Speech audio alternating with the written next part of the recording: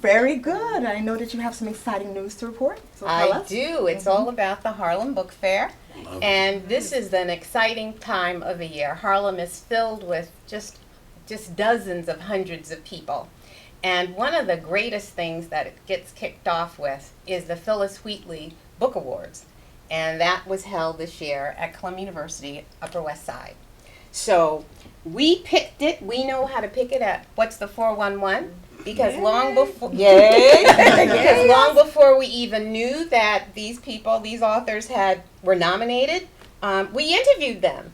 So really exciting news that Selma Jackson, who's a first-time author and she's self-published her children's book, she is actually one of the winners this year in the category of young readers. So that's pretty exciting. And also, let's clap. It's affirming for those of you who are going to be, thinking, could I even bother? Should I bother? This is very affirming. And at the award ceremony, you should have seen the love that Selma Jackson got.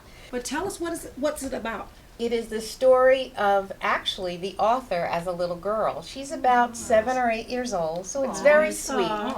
And she learns over time how to, quote, take care of her grandmother who's blind. Wow. Yeah. It's about being an African American, at a particular time in history, the 1950s. It's also about how to be helpful to others. It's also about the empowerment we see that Selma, the little girl in the book, gets to see that her grandmother possesses, although she's blind. So she talks about her traveling back to visit her grandmother in Virginia, and then from like 1953 to 1958. So it's in the 50s, and it's at a time when and you can really appreciate her parents' love and thoughtfulness, because little Selma and her brother and sisters, they don't know that there is discrimination against them. What's coming? They don't know that They're from exactly. the north. They're Okay. traveling from Brooklyn, thank you, down to the south. And so they don't realize that the reason they're packing all their food,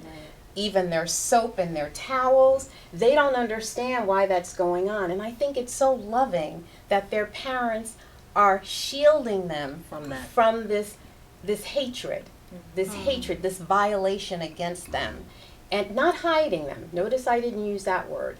They are modulating it, carefully modulating their travel from the north to the south. It's such a beautiful book, so I highly recommend it. Wow.